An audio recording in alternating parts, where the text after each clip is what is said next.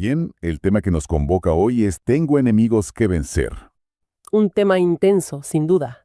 Uno pensaría que para hablar de una guerra, lo primero es estudiar al enemigo, ¿verdad? Es lo lógico, ¿sí? Conocer sus tácticas, sus fuerzas. Pero el material que tenemos aquí nos propone algo totalmente al revés. Un punto de partida radical.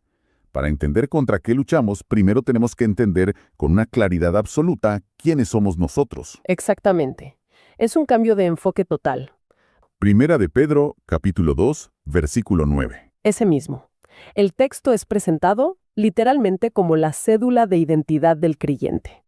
Así que nuestra misión hoy es desmenuzar esa identidad, pieza por pieza. ¿Y solo después de eso? Con esa identidad bien cimentada, podremos identificar a los adversarios, conocer los recursos que tenemos y, bueno, entender cuál es nuestra parte en todo esto. De acuerdo. Empecemos a desmenuzar entonces. El versículo clave dice: Mas vosotros sois linaje escogido, real sacerdocio, nación santa, pueblo adquirido por Dios. Ajá. Lo primero que resalta la fuente es ese inicio tan potente. Mas vosotros. Ese más vosotros es un contraste brutal. Totalmente.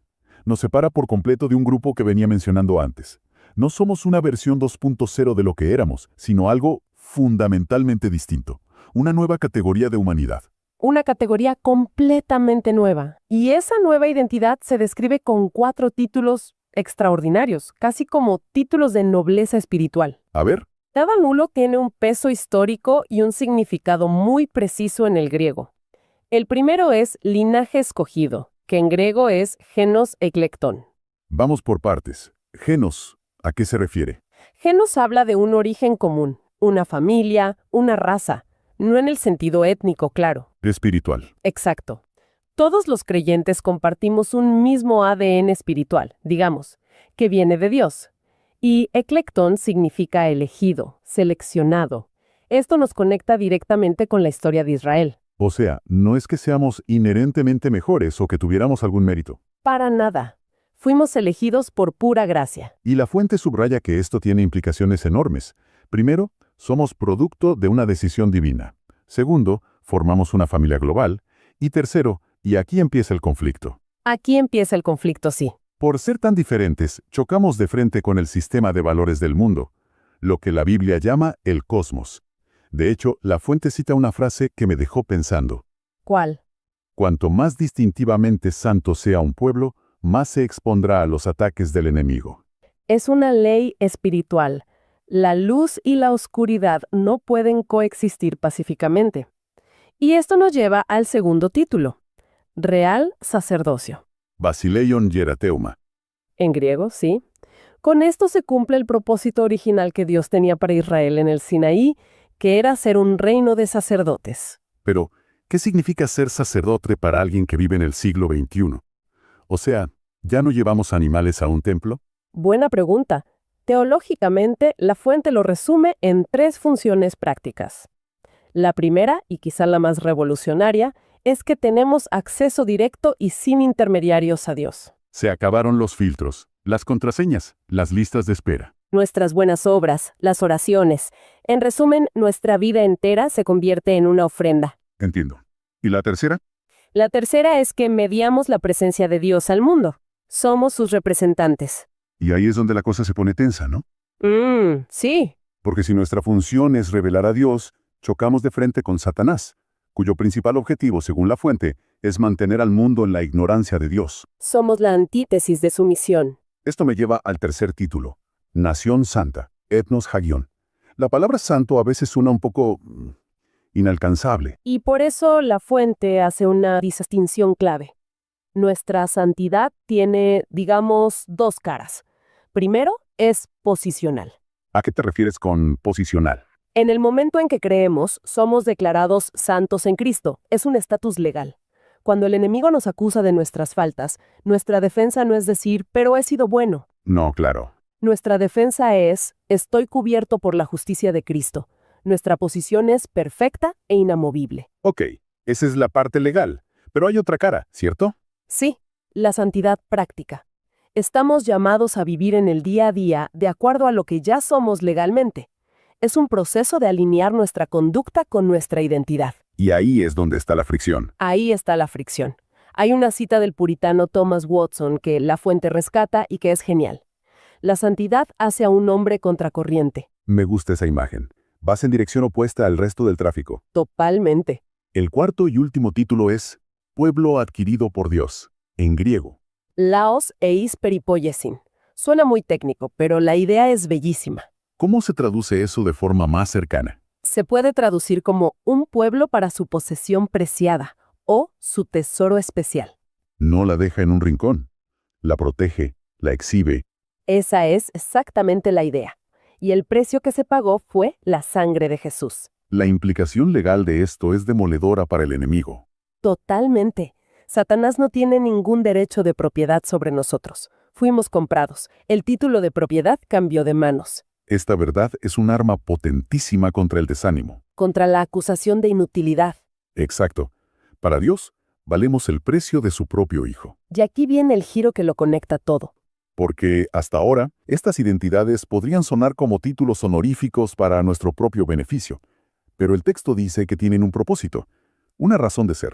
Que es para que anunciéis las virtudes de aquel que nos llamó. Es una identidad con una misión. Correcto. No es una identidad para guardárnosla, sino para proclamarla. Y esta proclamación, dice la fuente, es en sí misma un acto de guerra espiritual. Es una ofensiva directa. Y todo esto se enmarca en el evento que define el campo de batalla. Hemos sido trasladados de las tinieblas a su luz admirable. La fuente usa dos palabras griegas muy fuertes ahí. Erisato, que es un rescate, y metestesen, una reubicación soberana. O sea, no nos mudamos por voluntad propia. No, fuimos rescatados de un campo de prisioneros y transferidos a un nuevo reino. Entendido. Así que somos como agentes del reino de la luz operando en territorio enemigo. Si esa es nuestra posición, es inevitable que haya conflicto. Inevitable. Entonces, ¿quiénes son exactamente los adversarios que la fuente identifica en este territorio? La fuente los agrupa en lo que llama una trinidad profana. Suena fuerte. ¿Lo es? Son el mundo, la carne y el diablo. Cada uno ataca desde un frente diferente. Es una guerra en 3 dimensiones. Analicemos al primero, el mundo, el cosmos. Es importante aclarar que no se refiere al planeta Tierra ni a la gente, sino al sistema de valores, ambiciones, prioridades que la humanidad ha organizado en rebelión contra Dios. La atmósfera cultural. Esa es una buena forma de verlo. Ataca desde afuera, y la fuente dice que lo hace con una estrategia de 3 pasos. Una estrategia progresiva. Suena interesante. Sí. Primero intenta la conformidad. Es la presión social para que pienses, hables y vivas como todos. La presión de no desentonar. Y si eso no funciona, Pasa a la seducción. Te ofrece placeres, riquezas, reconocimiento, atajos para la felicidad que en realidad son espejismos vacíos. y si la conformidad y la seducción fallan, ¿cuál es el tercer paso? La persecución. Si te niegas a conformarte y no caes en la seducción, el sistema se vuelve hostil. Puede empezar con burlas, marginación, y puede escalar. Es el último recurso del mundo. Exacto. ¿Ok? Ese es el enemigo externo. ¿Cuál es el segundo? El segundo es la carne, sarx. Este es el enemigo interno. Dentro de nosotros. ¿Sí? Y de nuevo, no se refiere a nuestro cuerpo físico que es bueno. Se refiere a esa naturaleza pecaminosa que permanece en nosotros, esa inclinación interna hacia el mal. Y aquí la fuente hace una aclaración teológica que es, es crucial. Un momento. Esta distinción es fundamental, porque creo que muchos vivimos frustrados pensando que tenemos 2 perros de pelea internos de igual fuerza, uno bueno y uno malo. Y que cada día gana el que mejor alimentamos. Sí, conozco la analogía. Pero esa no es la imagen bíblica. Para nada. Bíblicamente, nuestro viejo hombre, nuestra identidad en Adán, fue crucificado con Cristo. Es un evento pasado, un hecho consumado. O sea, ya murió. Ya murió. Ahora somos, fundamentalmente, una nueva criatura. Lo que queda no es otra naturaleza, sino lo que la teología llama pecado remanente. La famosa lucha de Romanos 7. Exacto. No es la de 2 yos peleando. Es la de una persona ya renovada que batalla contra los vestigios, los fantasmas de lo que fue. Somos 100% nuevos, luchando contra los residuos de lo viejo. Eso cambia por completo la perspectiva de la lucha diaria. Totalmente. Vale. Y el tercer enemigo de esa trinidad profana es el diablo, diabolos, el que ataca, por así decirlo, desde arriba. Sí, el adversario, el acusador. Y la fuente es muy equilibrada aquí. Por un lado, afirma que es un enemigo real, personal y poderoso. No una metáfora del mal. No. Pero por otro lado, es enfática en que es un enemigo ya derrotado por Cristo y que opera siempre bajo la soberanía de Dios. No tiene carta blanca. ¿Y cuáles son sus tácticas preferidas? Principalmente el engaño, distorsionar la verdad de Dios. También la acusación, susurrándonos nuestras faltas para desanimarnos. Y la tentación, claro. Ok, el panorama que pintas es intimidante. Un enemigo externo que nos presiona, uno interno que traiciona y otro espiritual que acusa. ¿La fuente nos da un arsenal para defendernos? Afortunadamente sí. Para cada frente, la Escritura prescribe una estrategia divina específica. Contra el enemigo externo, el mundo, la respuesta es la transformación mental. Romanos 12:2. Justo. No os conforméis a este siglo, sino transformaos por medio de la renovación de vuestro entendimiento. La victoria está en saturar nuestra mente con la verdad de Dios hasta que pensemos diferente. Para el enemigo interno, la carne, ¿cuál es el plan? Ahí la estrategia es la dependencia del Espíritu Santo. Gálatas 5:16 lo dice sin rodeos. Andad en el Espíritu y no satisfaréis los deseos de la carne. Fíjate que no dice luchad con vuestra fuerza de voluntad. Exacto. Dice andad. Es una caminata continua, un paso a la vez, en dependencia total de un poder que no es el nuestro. Entendido. Y para el tercer frente, el diablo, ¿cuál es el arma? La clave es una secuencia de 2 pasos, sumisión y resistencia. Santiago 4:7 establece el orden perfecto. Primero, someteos pues a Dios. Primero la sumisión. Y solo después resistid al diablo, y huirá de vosotros. No podemos resistir eficazmente al enemigo si no estamos operando bajo la autoridad de nuestro comandante. Y la fuente hace un contraste fascinante entre lo que parece espiritual pero es inútil y lo que es verdaderamente eficaz. Sí, es una comparación brillante. Por un lado, en Colosenses 2, Pablo desmantela las estrategias inútiles. El ascetismo, las reglas humanas tipo no manejes, ni gustes, ni toques, Cosas que suenan muy devotas. parecen tener cierta reputación de sabiduría, pero al final no tienen valor alguno contra los apetitos de la carne. Son métodos externos tratando de solucionar un problema interno. Una curita en una herida profunda. Exacto. Y en el otro extremo está la armadura de Dios de Efesios 6. La diferencia es radical. No es algo que nosotros fabricamos, es una provisión divina que nos ponemos. Y cada pieza. Cada pieza, el cinturón de la verdad, la coraza de justicia, el escudo de la fe, no es una técnica mística, sino que corresponde a la verdad de la Biblia, la justicia de Cristo, la fe en sus promesas. O sea, las herramientas que Dios ha dejado a la vista de todos. Precisamente, todo activado en un ambiente constante de oración. Aún así, suena a una lucha de por vida. ¿Hay alguna garantía de que al final ganaremos? La garantía es absoluta. Y aquí la fuente nos lleva a 1 de Juan 4:4. Mayor es el que está en vosotros que el que está en el mundo. Un texto muy conocido. Pero lo increíble es un detalle del griego original. Cuando el texto dice vosotros los habéis vencido, el verbo que usa es nenikekate. Y ese verbo tiene algo especial, ¿no? Tiene algo espectacular. Está en un tiempo verbal llamado perfecto, que en griego indica una acción que se completó en el pasado, pero cuyos resultados continúan de forma permanente en el presente. Espera un momento. O sea que no es una promesa de que venceremos algún día. Está diciendo que ya hemos vencido. Exactamente. Nuestra victoria fue sellada en la victoria de Cristo en la cruz. Es un hecho consumado. Eso lo cambia todo. No luchamos hacia la victoria. Luchamos desde una posición de victoria ya asegurada. ¡Wow! Pero seamos realistas.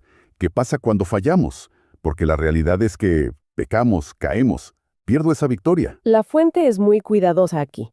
Nuestra relación con Dios como hijos nunca se rompe, porque no se basa en nuestro desempeño, Se basa en Cristo. en la obra perfecta de Cristo. Esa relación es eterna y segura. Sin embargo, nuestra comunión diaria, nuestra conexión íntima con Él, sí se daña. ¿Y cómo se repara esa conexión? A través del arrepentimiento y la confesión genuina. 1 de Juan 1:9 promete que si confesamos, Dios es fiel y justo para perdonar. Y la fuente nos invita a detenernos en esa palabra, justo. Es curioso. Uno pensaría que la justicia exigiría castigo, no perdón. Exacto. Pero aquí, Dios es justo al perdonarnos porque la deuda por ese pecado ya fue pagada en su totalidad por Cristo en la cruz. Sería injusto exigir el pago 2 veces. Exacto. Nuestro perdón no se basa en que Dios sea sentimental, sino en que su justicia ya ha sido completamente satisfecha. Entendido. Así que esta victoria no nos lleva a una actitud pasiva. Tenemos responsabilidades claras. Correcto. La victoria de Cristo no anula nuestra responsabilidad, la capacita. La fuente detalla 4. La primera es obvia pero fundamental: leer y atesorar la palabra de Dios. Y no una lectura por encima. No, un estudio serio, como los de Berea que escudriñaban cada día las Escrituras, meditar en ella y sobre todo ponerla en práctica. La segunda es orar en todo tiempo con vigilancia. Mantener esa línea abierta. Esa dependencia constante. Orar antes, durante y después de la tentación. La tercera es muy práctica. Apartarse de malas compañías y situaciones de riesgo. Que no es aislamiento tipo burbuja, sino sabiduría para no formar amistades íntimas que nos van a arrastrar hacia abajo. Y la cuarta me pareció muy interesante. Huir de ciertas tentaciones. Especialmente de las pasiones juveniles, dice el texto. La estrategia en algunos casos no es pararse y resistir, sino dar media vuelta y correr. Estratégica, como hizo José. Y no solo una estrategia negativa, ¿verdad? No se trata solo de huir. Exacto. El mandato completo es huir de las pasiones, pero al mismo tiempo perseguir activamente la justicia, la fe, el amor, y hacerlo con los que de corazón limpio invocan al Señor. En comunidad. Siempre en comunidad. La santificación no es un deporte individual. Entonces, si tuviéramos que resumir todo este análisis, para mí, la idea central es que nuestro Padre no solo nos dio una nueva identidad, sino que nos equipó por completo para vivir una vida de victoria. Una victoria que ya es nuestra, y nosotros progresamos en aprender a caminar en ella. Has dado en el clavo. El equilibrio es la clave. La Biblia nos manda a ocuparnos en nuestra salvación, o sea, tomarlo en serio. Pero la frase sigue: porque Dios es el que en vosotros produce así el querer como el hacer. Trabajamos, pero sabiendo que es el poder de Dios obrando en nosotros. Por eso, cada pequeña victoria no es motivo para nuestro orgullo, sino para la gloria de Dios. Toda la gloria le pertenece a Él. La fuente termina con un versículo de 1 Corintios que es el broche de oro. Mas gracias sean dadas a Dios, que nos da la victoria por medio de nuestro Señor Jesucristo. Y eso nos deja con una idea final para reflexionar. Si la batalla principal no es para ganar una victoria, sino para aprender a vivir desde una victoria que ya nos fue entregada. ¿Cómo cambia eso la forma en que enfrentamos las luchas de mañana? Ya no desde el miedo, sino con una estrategia de confianza, basada en quiénes somos realmente en